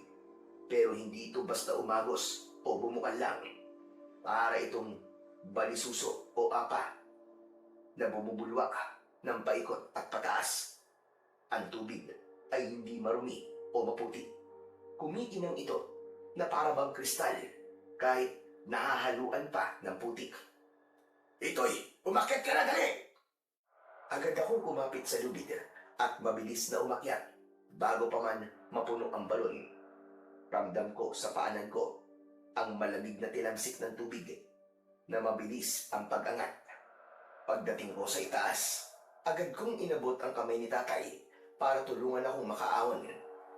Hingal na hingal ako at napaupo kami sa damuhan habang pinagmamasdan ang milagurong nangyayari sa harap namin. Umaapaw na ito at dahan-dahang dumadaloy palabas ng balon. Tay, amoyin niyo po. Sa tubig nang gagaling po mabangong amoy. Aba, oo nga no. Tama ka anak. Para tayo ngayong sinabuhay ng maraming talulot ng rosas. Ang bango. Muling sumalok si tatay ng tubig at sinubukang inumin ito. Aba, ayos ah. Manamis-namis ang tubig anak. Subukan mong uminom. Sumubok din ako. Pagdampi na pagdampi pa lang ng tubig sa labi ko. Parang nawala na ang lahat ng hapdi ng paltos sa mga kamay ko. Matamis nga ito at mas masarap pa sa anumang bukal na natikman namin ni tatay. Hindi na kami nag-aksaya ng oras. Agad kaming kumuha ng mga kawayang tubo at agad na iniayos ito para maging daluyan ng tubig papunta sa aming mga pananim. Ng mga sumunod na araw, ang taniman namin ay biglang nagbago. Tay, tingnan nyo. Namumunga na po mga kalabasan natin. Ang lalaki po. Tapos yung mga sitaw po natin, ang daming bunga. Yung mga mais, tay, tignan nyo. Naging green na po yung dahon, tay. Ang galing! Milagro ito anak. Siguro ay niregaluhan tayo ng mga espiritu ng bundok dahil sa hindi natin pagsuko. Tignan mo ang paligid natin. Napatingin nga ako sa labas ng aming bakod. Ang buong gubat ay parang natuyot, naging kulay kape at mainit. Pero ang aming munting lupa sa gitna ay kulay luntian at buhay na buhay ang mga tanim. Para kaming nasa isang paraiso sa gitna ng impyerno. Maswerte talaga tayo, anak. At palaging dinidinig ng mga espiritu ang ating mga dasal. Kaya nga po, sa wakas, hindi na po tayo mauuhaw at hindi na rin po tayo magugutom, Tay. Naging masagana nga ang buhay namin matapos ang milagrong yun sa balon. Dahil sa sobrang dami ng aming ani na hindi na namin kayang ubusin, nagpasya si tatay na panahon na para mapakinabangan ang aming pinaghirapan. Anak, mabubulok lang ito mga gulay dito. Sayang ang grasya. Mabuti pa ay bababa ako para dun ibenta sa bayan ng mga ani natin. Para may pambili tayo ng asin, kape, gatas at iba pa. Opo, Tay, sige ho. Pero kung marami kang mapagbibilan, bumili ka na din po ng karne para naman po may pagsaluhan po tayo masarap mamayang gabi. Walang problema, anak. Salamat talaga sa Diyos. Ang dami ng ani natin. Hindi ya tayo pinabayaan. Ganun na nga ang ginawa ni tatay. Halos linggo-linggo siyang bumababa sa bayan. Laging puno ang kariton ng mga gulay. At lahat ng yon ay napapaubos niya sa palengke. Ang balita tungkol sa matandang galing sa bundok na nagbebenta ng mga sariwa at masasarap na gulay ay mabilis na kumalat. Naging bukang bibig siya ng mga tinderong uhaw sa supply dahil sa tindi ng tagtuyot. Pero ang hindi namin alam, ang tagumpay na ito na inakala naming magliligtas sa amin sa pagkagutom, ito pala ang magiging mitya ng isang malaking problema. Nakarating ang balita sa mga taong hindi lang gulay ang gustong makuha mula sa amin. Isang gabi, matapos kaming kumain ng hapunan, nabulabog kami nang may maamoy akong kakaiba sa paligid. Tay, may naamoy ba kayo mabaho? Parang amoy po ng asupre o asido na masakit po sa ilong. Tapos may halong amoy na nabubulok na karne. Tumigil si tatay sa pagdampot ng mga pinagkainan namin. Ibinaba niya ang mga plato at dahan-dahang tinapa ang itak sa kanyang bewang. Kunin mo yung pana at mga palaso ito'y. Mukhang may paparating tayong mga kalaban. Ano po ba yun, Tay? Sa palagay ko ay may mga aswang na paparating, kaya maganda ka. Agad kong kinuha ang pana at mga palasong gawa sa runo. Pumesto ko sa tabi ni tatay. Isang malakas na kaluskos ang narinig namin sa bubong na sinundan ng pagyanig ng buong kubo. Andiyan na siya! Huwag kang lalayo sa akin, anak! Hindi pa man ako nakakabuelo, ay biglang gumuhong na ang isang bahagi ng aming bubungan at sinundan ito ng isang malakas na alabog. Isang aswang ang nahulog mula sa itaas. Tay! May aswang! May aswang nga, Tay! Napasigaw talaga ako ng malakas ng mga oras na yon dahil sa labis na pagkagulat. Lalo na nang makita ko ng malapitan ang tunay niyang anyo. Sobrang nakakatakot ito. Ang kanyang mga kuko ay matatalim at mahahaba na parabang kutsilyo. At ang pangil niya ay nakalabas habang tumutulo pa ang malapot na laway na may kasamang dugo. Hindi siya mukhang tao. Mukha siyang isang mabangis na hayop o demonyo. Umatas ka, anak! Akong bahala sa kanya! Papatayin ko ang hayop na yan! Mabilis na sumugod si tatay. Buong puwersa niyang iwinasiwas ang kanyang napakatalas na itak para tagain ang nilalang sa leeg. Pero hindi pangkaraniwan ang bilis ng aswang na yon. Agad itong kumilos at sinalag ang braso ni tatay. Sa isang mabilis na buwelo, hinampas ng aswang ang kanyang malaki at mabalahibong kamay sa dibdib ni tatay. Tumalsik si tatay sa kabilang sulok ng kubo. Tumama ang kanyang likod sa aming lamesa. Nakita kong nabitiwan niya ang kanyang itak dahil sa lakas ng kanyang pagkakabalandra. Tay, ayos lang po ba kayo? Huwag kang tumingin sa akin ito eh. Harapin mo ang aswang. Mag-focus ka. Tama si tatay. Kailangan kong mag-focus sa mga oras na yon sa laban para hindi kami matalo. Kaya naman, kahit nanginginig ang buong katawan ko, hinila ko ang pisi ng aking pana ng ubod lakas. Muli sanang susugod ang aswang kay tatay, pero mabilis kong kinuha ang atensyon nito. Hoy! Bakit na aswang dito? Sa akin ka tumingin! Ako ang kalabanin mo! Napalingon ang aswang sa akin. Nagpakawala ito ng isang nakapangingilabot na huni. At bago pa man ito makatalon, pinakawalan ko na ang aking palaso. Tumama ang runo sa balikat niya. Napaatras ang aswang dahil sa lakas ng pagkakabao nito. Pero lalo itong nagalit. Susugod na sana siya sa akin nang biglang sumigaw ang tatay ko. Itoy! Dumapa ka! Dumapa ako sa saig. Nakita kong hawak na ulit ni tatay ang kanyang itak. Determinadong protektahan ako. Subalit, bago siya makalapit sa aswang, ay natalisod siya sa timbang may lamang tubig galing sa balon. Natumba si tatay at ang tubig ay tumapon. Mabilis na umagos ito sa saig hanggang sa maabot nito ang kinatatayuan ng aswang. Parang nakaapak ng mainit na bagay ang aswang nang sandaling dumikit ang tubig sa kanyang balat. Umusok ito na parabang nasa ilalim ng nagbabagang uling. Sigaw siya ng sigaw, malakas at nakakakilabot. Dahil yun, sa sobra siyang nasasaktan. Dahil dun, ay napatalon ang aswang paatras.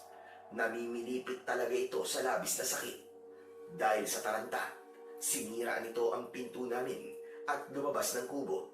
Doon niya naapakan ang tali ng aming bitag.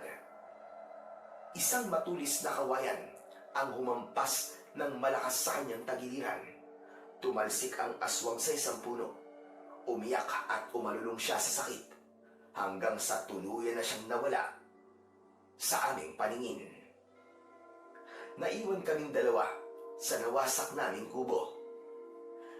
Ayos ka lang ba? Ito'y anak. Opo, ayos lang po ako.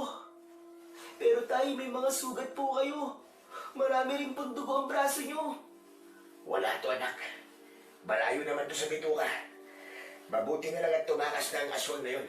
Kung hindi, baka kung ano pa nangyari sa atin. Pero habang tinititigan ko ang sugat ni tatay, napansin kong may kakaiba. Ang dugong lumalabas sa kalmot ng aswang ay hindi kulay pula. Ito ay naging maitim. Maya-maya pa, nagsimulang manginig ng malakas ang braso ni tatay at namutla ang kanyang mga labi. Mukhang may kamandagan ko ng halimaw na yun, anak. Tay, anong gagawin natin? Baka maging aswang din kayo, baka maawa kay tay. Nataranta ko, pero naalala ko ang nangyari sa aswang kanina nang madikit ito sa tubig. Tay, halika tara po sa balon. Ano ka mo? Anong gagawin natin doon, anak? Hugasan po natin ang mga sugat niyo, tay. Di ba, nung nag-uukay po tayo doon, yung mga kirot at sakit na nararamdaman natin ay nawala po nung nagugas tayo sa balon. Baka ito din po ang lunas sa kalmot at kamandag ng aswang, tay. O sige, wala namang mawawala kung susubukan natin. Agad kaming nagpunta sa likod ng kubo at sumalok ng tubig. Ibinuhos ko ito sa braso ni tatay at sa nangingitim niyang sugat. Ilang sandali pa, unti-unti nang nawala ang itim na kulay. Ang malapot na dugo ni tatay ay naging malinis at naging pula na ulit. Aba, ayos pala talaga ang balon na ito ha. Nararamdaman ko na anak. Nawawala na din yung kirot at sakit. Pati na rin yung init. Nawawala na siguro ang kamandag. Totoo nga po ang hinala ko, tay. Ang tubig na po ito ay panlaban po sa kanila. Pero gamot naman po para sa ating dalawa. Tama ka anak. Isang malaking biyaya ang balon na ito. Bigay ng langit. Kaya po pala malulusog at magaganda po ang mga ani natin. Dahil ang tubig sa balon ay parang tubig po ng buhay. Wala na po tayong dapat na ikatakot, Tay. Hanggat nandyan po ang balon. Tama. Ang balon na ito ang pinakamahalaga nating kayamanan na dapat nating bantayan. Binantayan naming mabuti ni tatay ang balon. Hindi lang yon. Lagi na kaming nag-iimbak ng tubig nito sa loob ng kubo para kung sakaling sumalakay muli ang mga aswang, may nakahanda kaming panlaban sa kanila. Ibinabad din namin ang aming mga gulok at sandata sa tubig ng balon. Alam naming hindi na ito basta ordinaryong sandata lang. Ngayon, tiyak na makakapatay na ito ng kahit na anong nilalang ng kadiliman. Isang tanghali, naiwan akong mag-isa dahil bumaba si tatay para magbenta ng mga gulay. Habang naglilinis ako sa loob, may napansin akong aninong gumagalaw sa labas. Pagsilip ko sa bintana, laking gulat ko nang makita ang isang lalaking nakatulukbong na nakatayo sa tabi ng aming balon. Huli na nang mapagtanto ko ang ginagawa niya. May ibinuho siyang bote ng malapot na itim na likido sa loob ng balon. Hoy! Anong ginagawa mo? Lumayas ka dyan! Agad kong kinuha ang pana at tinutukan siya. Ni hindi man lang natinag ang lalaki, binigyan lang niya ako ng isang nakapangingilabot na ngisi bago mabilis na naglaho sa kakawian. Kumaripas ako ng takbo, palabas para tignan ang balon. Pagdungaw ko, nanlumo ako sa nakita ko. Ang dating malakristal at amoy rosas sa tubig ay naging kasing itim na ng tinta at napakabaho. Nang dumating si tatay, agad kong isinumbong ang nangyari. Ano sabi mo? Diyos ko, paano na ang mga tanim natin kung madumi na ang tubig? Pasensya na po, Tay. Hindi ko po naprotektahan ng balon. Huwag kang humingi ng tawad. Wala kang kasalanan, anak. Halika, punta natin ang balon. Madali ka! Sinubukan naming salukin ang dumi. Ngunit tila kinain na ng itim na likido ang buong bukal. At sa loob ng 3 araw, nasaksiyan namin ang unti-unting pagkamatay ng balon. Ang tubig ay tuluyan ang natuyo. Kasabay nito ay ang pagkalanta ng aming mga pananim. Tay, paano na po tayo niyan? Anong gagawin po natin? Hindi ko pa alam, anak. Pero dapat tayo mas maganda dahil iba ang kutob ko sa nangyayari. Mukhang nalaman na nila ang kahinaan ng balon. Pinatay nila marahil ang balon para wala silang maging sagabal. Kung sakali na, atakihin nila tayo ulit. Sa palagay niyo ba, ay yung mga aswang po may gawa nito, Tay? Oo. At ngayong tuyo na ang balon, sigurado kung susugod sila mamayang gabi. Kaya maganda ka, anak. Ipunin mo ang lahat ng palasong meron tayo. Kinagabihan, habang nagpapahinga kami ni tatay, biglang may narinig kaming malalakas na yabag ng mga paa. Naamoy ko na din yung pamilyar na masangsang na amoy ng asupre at nabubulok na karne. Lito, ako ito. Pwede ka ba lumabas? At mag-usap tayong dalawa. Agad akong sumilip sa bintana at tinignan ko kung sino ang nasa labas. Nanlaki ang mga mata ko nang makilala ang lalaking yon. Tay, si Don Ricardo. Ano pong ginagawa niyo dito? Naririnig ko kayo, Itoy. Lito! Anong kailangan mo, Don Ricardo? Bakit ayaw niyo lumabas? Natatakot ba kayo sa akin? Mag-uusap lang naman tayo na maayos. At anong pag-uusapan natin? Kailangan ko ng panibagong kuta para sa mga kasama ko. At itong lugar mo, ang pinaka-perpektong lugar para sa amin. Hindi ko ibibigay ang lupang ito sa'yo. Sa amin to. Kami ang nag-iinis at nagbungkal. Walang titulo ang bahagang ito ng bundok. Kaya wala kang karapatan na ang kinin ito. Titulo? Lito, huwag kang magpatawa. Kung titulo lang ang problema, bukas na bukas ay may hawak na ako mga papel at may selyo pa ng gobyerno. Ganyan makapangyarihan ng pera ko, Lito. Walang hiya ka talaga, Don Ricardo. Ikaw pala may kagagawa ng lahat ng ito. Nagsugo ka pa ng mga demonyo dito para saktan kami. Napakasama mo talaga, Don Ricardo. Napakasama mo! Hindi, Lito. Nagkakamali ka. Hindi naman ako ganun kasama. Mabait nga ako ngayon eh. Hahayaan ko kayong umalis dito na maayos. Hindi. Hindi ko ibibigay ang lupang ito. Dandaan ka muna sa ibabaw ng aking bangkay bago mamangkin ang lupang ito. Kung yan ang gusto mo, pagbibigyan kita. Mga kasama, kayo na ang bahala. Pagkasabi nun ni Don Ricardo, biglang nayanig ang kubo namin.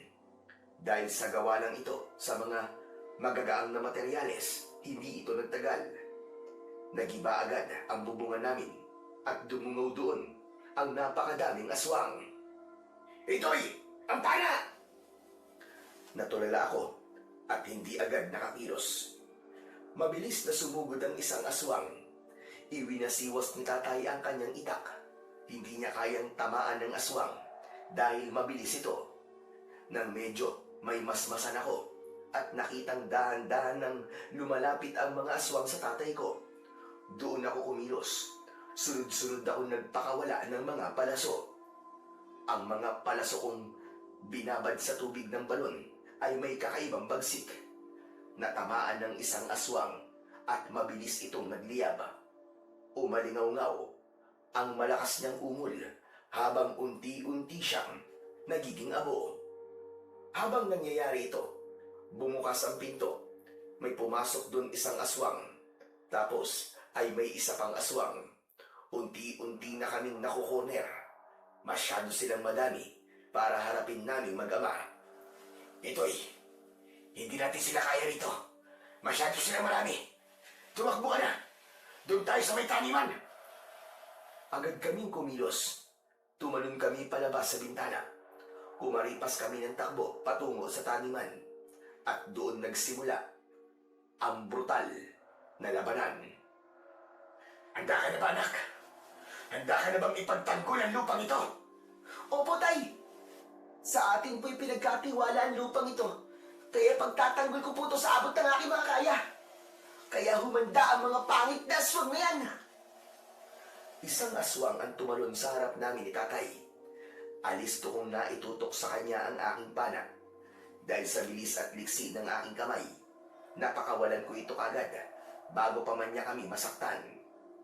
Tumama ang aking palaso sa gitna ng kanyang noo, ni hindi ito nakaimik nang bumagsak at masunog ang kanyang katawan.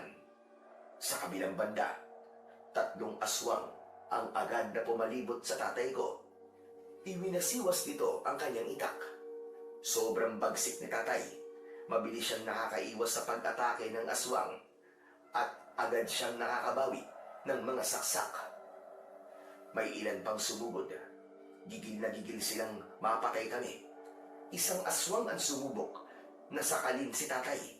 Pero mabilis lang siyang umikot at hinati ang dibdib nito. May 2 pang sumubok na dambayin siya ng sabay. Pero kasabay ng isang malakas na sigaw, tinaga niya ang binti ng isa at ako naman ay nagpakawala ng palaso at tinamaan sa lalamunan ang huli. Marami na kaming napatay, kabilang na dito yung mga nasilo sa ginawa naming mga bitag. Hindi sila makapaniwala na kaya namin silang labanan. Nang makita ni Don Ricardo ang nangyari, halos pumutok ang mga ugat niya sa sentido. Nanggagalaiti itong lumapit. Mga walang silbi! Isang matanda at isang bata lang ang kaharap ninyo, pero hindi nyo mapatay-patay! Sayang ang pagkukup ko sa inyo. Mga buwisit! Hindi ako nagsayang ng pera para lang mapaiya sa harap ng 2 ito! Itinaas ni Don Ricardo ang kanyang baril at itinutok yun kay tatay. Kung hindi uubra ang mga alagad ko, pues, saluin nyo ang bala ng baril ko! Wag! Wag, Don Ricardo! Tama na! Maawa ka! Huwag mo kami patayin! Papatayin kita! Papatayin ko kayong dalawa ng anak mo! Akin ang lupang ito at walang sino mang hampas lupa ang hahadlang sa akin! Biglang umalingaw-ngaw ang ilang malalakas na putok ng baril. May naramdaman akong matinding hapdi sa aking balat hanggang sa napasubsob ako sa lupa. Tay! Tinawag ko ng paulit-ulit si tatay, pero nakita kong bumagsak na siya. Maya-maya pa ay nakaramdam din ako ng hilo at bumagsak na rin. Kapwa pala kami may tama ng bala. Habang nakadapa kami, nakita kong palapit si Don Ricardo kasama ang kanyang natitirang mga kampon. Diyan kayo nababagay sa putik! Lumingon siya sa mga natitira niyang kampon na nanlilisik ang mga mata at naghihintay na lamang ng hudyat.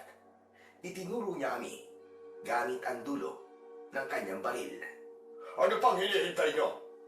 Tapusin nyo na mga yan. Huwag kayong magtitira ng kahit isang buto. Kainin nyo sila.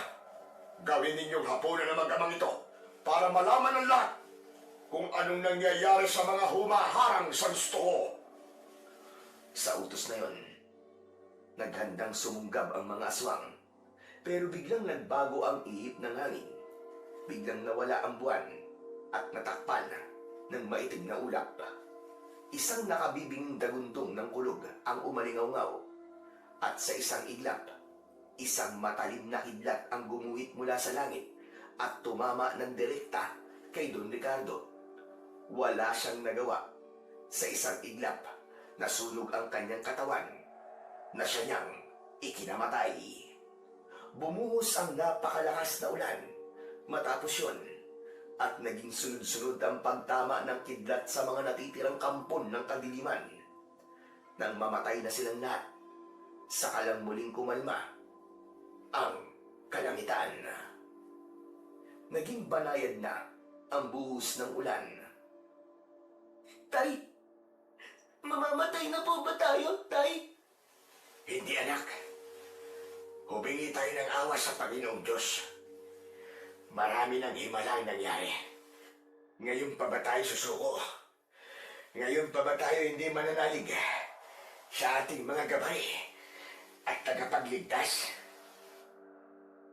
Nagsimula kaming magdasal ni tatay at sa gitna ng panlalabo ng aking paningin, may nakita akong lalaki na nakatayo sa ibaba sa tabi ng natuyong balon. Itinaas niya ang kanyang mga kamay. Nakita kong may umangat na tubig mula sa balon at lumutang ito sa hangin. Pumunta ito sa amin. Ilang sandali pa ay huminto ito sa tapat namin ni tatay at kusang pumasok sa aming bibig.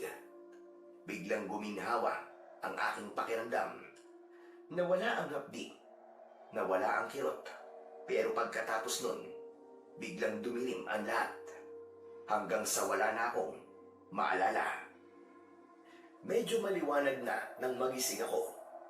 Nang tignan ko ang paligid, nakita ko si tatay na wala pa ring malay. Tumayo ako at nilapitan siya. Nang makita kong humihinga siya, doon lang ako nakahinga ng maluwag. Buhay ang tatay ko. Isa na namang himala ang nangyari. Napasulyap ako doon sa may balon. Napakunot noo ako nang makitang may lalaki doon na parabang nagdarasal. Nang matapos magdasal, ay sumalok ito ng tubig sa balon at ipinainom ito sa kanyang kasamang kalabaw. Pamilyar sa akin ang anyo ng lalaking yun. Yung damit niya, yung buhok, yung postura at iba pa. Para bang nakita ko na siya at hindi ko lang maalala kung saan. Tumayo ako para sana lapitan ang misteryosong lalaki. Pero sa muli kong pagtingin, wala na yung lalaki at ang kanyang kalabaw. Tay, gising! Gising na po! Anak, buhay tayo. Buhay tayo. Iniligtas tayo ng mga espiritu. Opo, Tay. isang himala na naman po nangyari. Talagang binabantayan po tayo at pinoprotektahan dito po sa bundok. Eh, yung mga aswang, nasan sila? Anong nangyari sa kanila? Si Don Ricardo, Wala na po sila, Tay. Sinunog po sila ng malalakas ng idlat. Kinaawaan po tayo uli ng langit, Tay. Tinulungan po tayo ng Panginoon. Diyos ko, salamat Diyos sa mga makapangyarihan sa lahat. Napakabuti niyo po talaga sa amin ng anak ko. Salamat ho sa palagi niyo pong pagliligtas sa amin. Salamat dahil hindi niyo ho kami pinabayaan. Oo nga po, Tay. Ang galing po talaga. Pero, Tay, hindi pa po doon tapos ang himala. Ano ka mo? Ano pang hindi pa tapos? Anong ibig mo sabihin? Bumalik na po ang tubig sa balon. Nakita ko po may lalaki, Tay. Sumalok po ng tubig doon at ipinainom po sa kanyang kalabaw. Ano ka mo, lalaki? Sinong lalaki? Hindi ko po siya kilala eh. Tara, Tay. Tignan po natin. Tumayo kami ni tatay at naglakad papunta sa balon. Sana nga, bumalik na ang tubig para may pandilig na tayo ulit. Nang makalapit na kami, laking tuwa namin ni tatay nang makita uli ang malakristal nitong tubig. Ngunit habang nakatitig ako sa balon, may nakita akong kumikislap na bato sa gilid nito. Tay, tignan nyo. Ang ganda. Oo nga, isang napakagandang bato. Sa palagay ko ay ang dahilan kung bakit may kapangyarihan ng balon at kung bakit ang tubig nito ay kinatatakutan ng mga aswang. Talaga po? Eh, ano po ba yan? Isang maiwagang mutya ito, anak. May naikwento na sa akin na lolo mo noon tungkol sa mga mutya ng kalikasan na may kapangyarihan laban sa mga kampo ng kadiliman. Kung ganun, Tay, isa po itong biyaya mula sa langit. Oo, isang biyaya talaga, anak. Pero alam mo ba kung ano ang dapat nating gawin dyan? Ngumiti ako. Dahan-dahan kong kinuha at saka ito binitiwan sa loob ng balon. Manatili ka sanang gabay namin. Munting mutya. Salamat sa lahat ng pagpapala. Pagbagsak ng mutya sa tubig, isang pamilyar na amoy ng rosas ang muling humalimuyak. Ito'y, tara, bumaba tayo sa baryo at magsimba. Dapat nating ipagpasalamat ang lahat ng ito sa Panginoong Diyos na hindi tayo pinabayaan sa lahat ng mga pinagdaanan nating pagsubok. Opo, Tay. Magbibihis lang po ako sandali. Sobrang excited ako ng mga oras na yon. Dahil sa wakas, matapos ang ilang buwan, ay muli akong makakababa. Ilang sandali lang, ay naglakad na kami ni tatay pababa ng baryo. At nang nasa baryo na kami, pumasok kami sa lumang simbahan. Pagpasok pa lang, ay napatigil na ako sa harap ng isang imahe. Nanlaki ang mga mata ko nang makita ang rebulto ni San Isidro Labrador. May kasama siyang kalabaw at ang kanyang damit kapareho nung lalaking nakita ko sa tabi ng balon. Tay, siya po yun, oh. Yung lalaki po nagligtas sa atin ng gabi. At siya rin po yung lalaki na naglinis po ng balon natin. Napaluwa si tatay at dahan-dahang lumod. Doon ko na-realize na ang patron ng mga magsasaka pala ang mismong gumagabay at nagbabantay sa aming munting paraiso. Hindi nagtagal matapos ang mga araw na yon, nabalitaan naming nagkasakit ng maluba si Doña Hermana, ang asawa ni Don Ricardo. Sinasabing wala ng lunas ang kanyang karamdaman, pero may nangyaring isang himala. Bigla siyang gumaling, pero may kapalit. Isang himala na nagpabago sa ugali at pakikitungo ng Donya sa mga tao sa baryo. Isa-isa niyang ibinalik ang lahat ng lupang kinamkam ng kanyang asawa. Simula noon, naging payapa na ang aming buhay. Bagaman naibalik na sa amin ang aming lupa sa baryo, mas pinili pa rin naming manatili at magsaka sa bundok. Padalaw-dalaw na lang kami sa dati naming kubo sa ibaba kapag kailangan bumili ng mga kagamitan. Subalit nang mag-asawa na ako, pinayuhan ako ni tatay na doon na kami manirahan ng aking asawa sa baryo upang doon simulan ang aming sariling pamilya.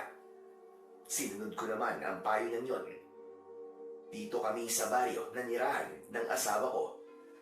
Samantala, hanggang ngayon, Sir Blair, ay patuloy pa rin pinagyayaman ni tatay ang aming munting taniman sa bundok.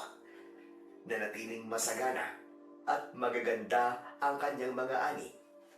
Siya ay naging isang buhay na patunay na kapag inalagaan mo ang lupa, kailanman ay hindi ito magkakait ng anumang biyaya. Hanggang dito na lamang po ang kwento, Sir Blair.